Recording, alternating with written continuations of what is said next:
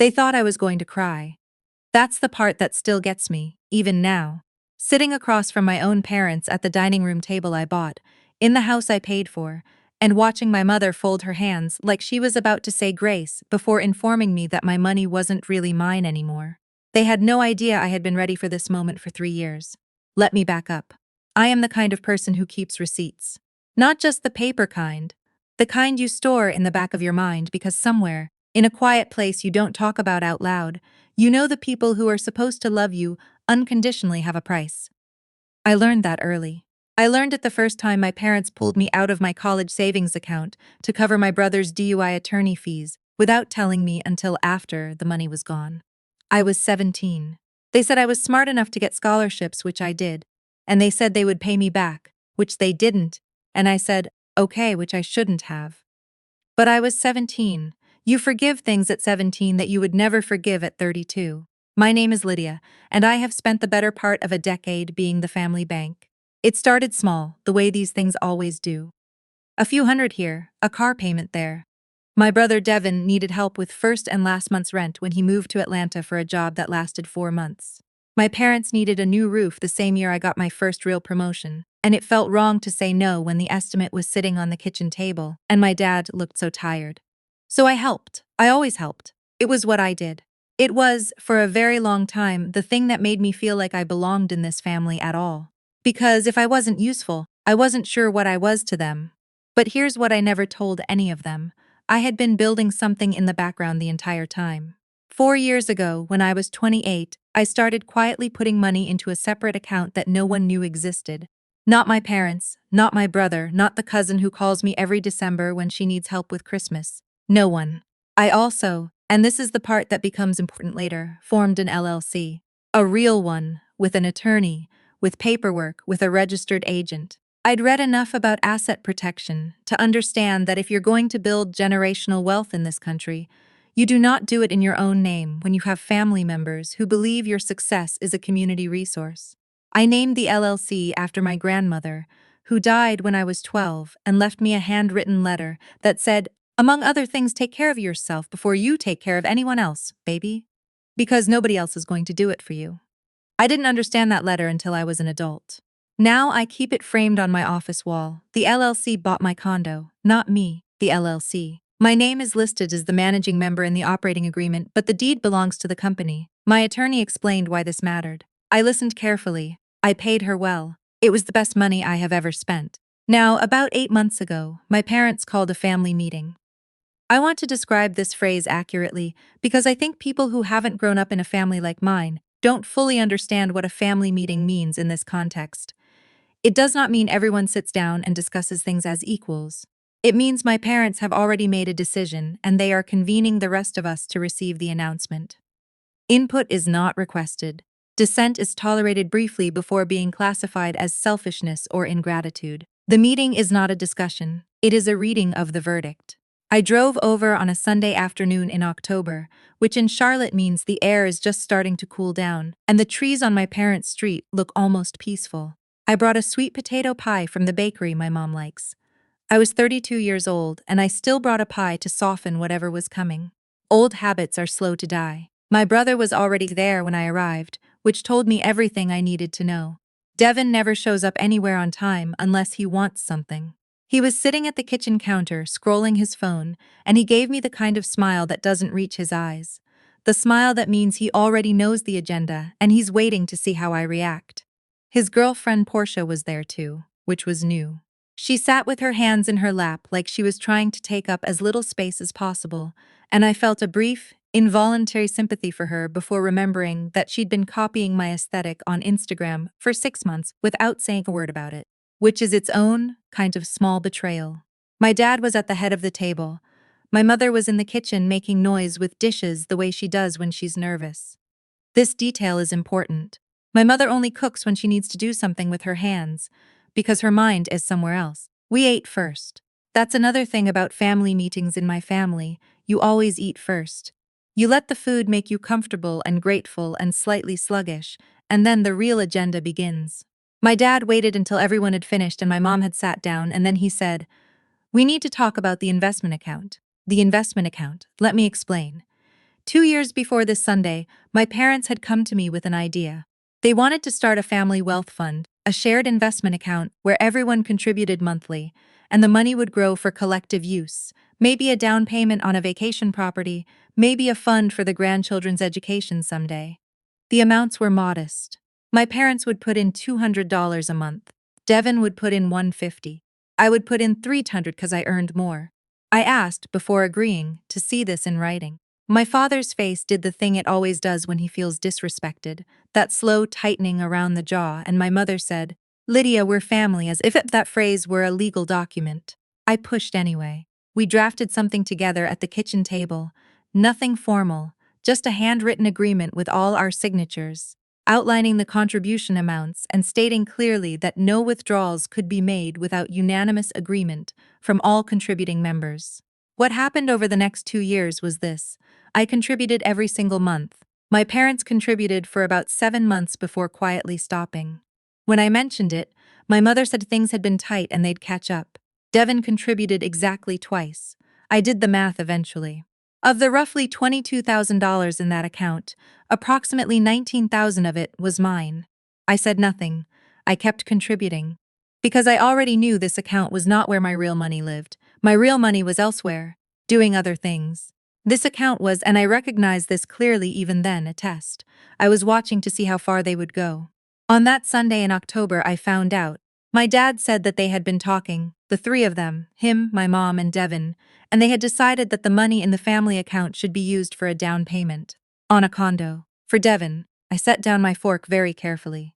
Devin's plan, my father explained with the calm confidence of a man announcing something perfectly reasonable, was to stop renting and build equity. He and Portia had found a place they liked, a 2-bedroom downtown, listed at just under $300,000. They needed $40,000 down. The family account had $22,000. They were asking me to contribute an additional $18,000 from my personal savings to make up the difference, $60,000 total, for my brother's condo, that my name would not be on. I looked at Portia. She was studying the tablecloth. "We took a family vote," my mother said. She said it gently. "The way you say something you know sounds absurd, but your hoping tone will compensate for logic. We all agreed this is what's best for Devin right now." "You voted," I said. "The three of you. About my money. It's the family account, Lydia. I funded that account. We all contributed." Didn't correct her. "Not yet." My brother cleared his throat and said, "Look, I know this is a lot to ask, but you're in a good place right now. You've always been good with money. This would really change things for me and Portia." He reached across and put his hand on Portia's, and she looked up at him with an expression I recognized because I had worn it once too. The expression of someone who has convinced themselves that what they're watching is love and not strategy. My dad said, "You're not using your condo money for anything right now anyway. You're already settled," and there it was. The assumption that because I had achieved stability, my stability was available for redistribution. The belief that my savings existed in a communal pot that they could vote to reallocate whenever someone else needed it more. The quiet, generations-long family rule that the one who manages best should manage for everyone. I took a breath. I thought about my grandmother's letter. I thought about the document I had filed with the state of North Carolina 3 years ago, the one with the LLC name, the one that was recorded with the county register of deeds, the one that established, clearly legally, irrevocably, who owned the property where I lived. I thought about the fact that 6 months ago, my parents had asked to refinance their own mortgage to do some home repairs, and they'd mentioned, casually, that their bank needed a title search and some paperwork, and somehow, in the processing of all that, they had signed a document they hadn't fully read. I had been there. I had helped. I had explained it to them in the patient voice I use when I am moving very slowly on purpose. What that document said, among other things, was that in exchange for an interest-free loan of $25,000, money I transferred to them directly to cover the repairs, they were signing over a partial interest in their home to my LLC as collateral. They had not read it carefully. I had not pointed this out. I had simply answered the questions they asked and let them assume the rest. I set my napkin on the table. "I have a question," I said. My dad nodded. He looked relieved that I was engaging. He thought that was a good sign. "This house," I said, "your house. Do you know who holds the collateral interest in it?" He frowned. "What does that mean?" "When you refinanced in April, the paperwork, do you remember signing a collateral agreement?" My mother's hands went still. There was a lot of paperwork, my dad said slowly. There was, I agreed. And I want to make sure you understand something before we continue this conversation. I paused. I didn't do it for drama, though I understand it read that way. I did it because I wanted to be sure I had their complete attention. My LLC holds a secured interest in this property, which means that if there were ever a dispute about assets in this family, including this house, that interest would be the first thing a court would look at. The table was very quiet. Devin said, "What? I'm not threatening anyone," I said, and I meant it. I was not angry. I had moved through my anger a long time ago, somewhere around the 14th month of contributing to an account no one else was funding.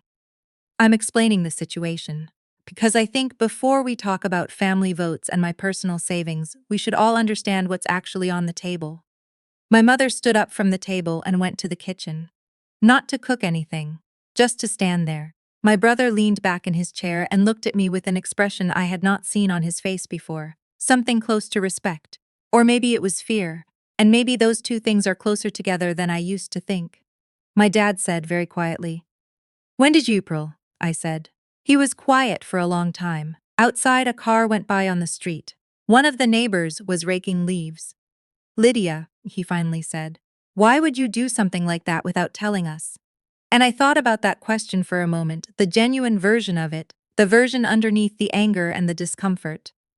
Why would I do that? Why would a person spend 3 years quietly protecting herself from her own family? Why would someone build walls in the dark instead of just saying, out loud in the light, "I don't trust you with my money"? Because every time I try to have a direct conversation about money in this family, I said, I'm told I'm being selfish or difficult, or that I think I'm better than everyone because I have a savings account. I have tried to tell you, in plain language, that I can't keep absorbing the financial decisions you make for me without my input, and it doesn't land. So I learned to protect myself in other ways. My mother came back to the doorway. Her eyes were wet. I have seen my mother cry strategically my entire life, and I have also seen her cry for real, and I knew which one this was. This was real. That was the hardest part. Not the confrontation, not the look on my brother's face. The hardest part was knowing that my mother was genuinely hurt, and knowing that her hurt didn't change what I'd needed to do to survive this family's relationship with my success. I reached into my bag and pulled out a folder. Inside was a copy of the LLC operating agreement, a copy of the collateral document, and a letter I had written and revised 6 times over the past 3 weeks. Because I had known this meeting was coming even if I hadn't known exactly when. The letter said that I loved my family. It said I wanted a relationship with them that wasn't transactional. It said I was willing to continue supporting them in ways that felt fair and mutual, but that I was not willing to be outvoted on the disposition of my own savings. And I was not willing to pretend that the family account had been a collective effort when the record showed otherwise. It said that my LLC interest in their home was not a threat but a formality, and that I had no intention of exercising it as long as we could reach an understanding. The understanding I was proposing was simple. The family account would be dissolved, and the funds would be returned to contributors proportionally. My parents would receive their contributions back. Devin would receive his 2 payments back.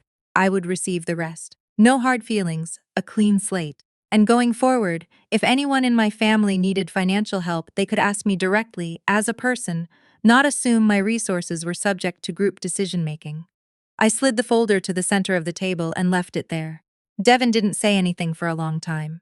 Then he said, "I can't believe you did all this." "I can," Portia said quietly. Everyone looked at her. It was the most she'd said all afternoon. She looked at my brother with an expression that had shifted somewhere during the past hour. "She protected herself," Portia said. "You can't blame her for that." My brother opened his mouth and closed it again. My father picked up the folder and began, slowly, to read. I didn't stay much longer. I had said what I needed to say, put what I needed to put on the table, and the rest. What my family decided to do with it, how they would process it. Whether my dad would be angry for months or whether my mother would call me next week and tell me she understood. That was not something I could control or needed to wait around to find out in real time. I took my pie dish off the counter. Half the pie was still in it. My mother had cut herself a slice and left the rest. At the door, my dad called my name. I turned around. He looked older than I'd noticed when I walked in. That happened sometimes. I would see him and he would just be my dad, the constant. And then I would really look and see that he was aging and tired. and that some of what he did came from fear as much as from entitlement. Fear of irrelevance, fear of watching his daughter outpace everything he'd built. I didn't know, he said. About the account. How much you'd been carrying. I know, I said. That's part of the problem. He nodded. He didn't say anything else, and neither did I. The drive home took 20 minutes. I didn't cry. I didn't feel triumphant either. Not the way people seem to expect when they hear a story about standing up for yourself. Like there's supposed to be a swell of music and a feeling of pure victory. What I felt was something quieter and more complicated. Tired in the specific way you feel tired when you've been bracing for something for a long time, and you can finally put your arms down. 3 days later, my mother called. She didn't apologize, not exactly, not in the direct way I might have wanted when I was younger. What she said was that she had always been proud of me, and that she hadn't understood how much pressure I'd been under, and that she thought maybe we had all gotten into some habits as a family that weren't fair to me. She said it haltingly, pausing between sentences, and I could hear the effort it cost her. I said I appreciated her saying that. I meant it. My brother texted me a week later. Not about the money, just a link to an article he thought I'd find interesting, something about black homeownership rates in southern cities, the way he'd send me things when we were in college and just talking, before all the rest of it accumulated. I texted back a response. We didn't discuss the Sunday meeting. Maybe we would someday. Maybe we wouldn't need to. The family account was dissolved 2 weeks after that.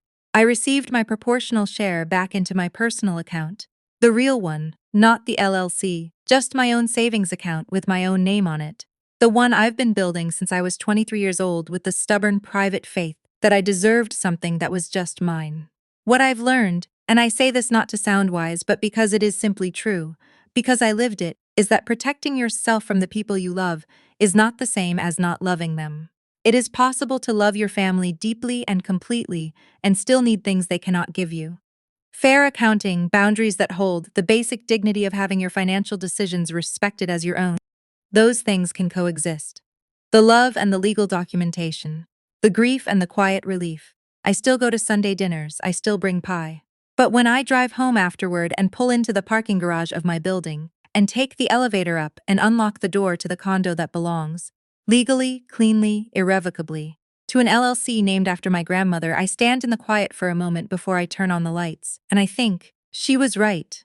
Take care of yourself first, baby. Nobody else is going to do it for you. She was so right.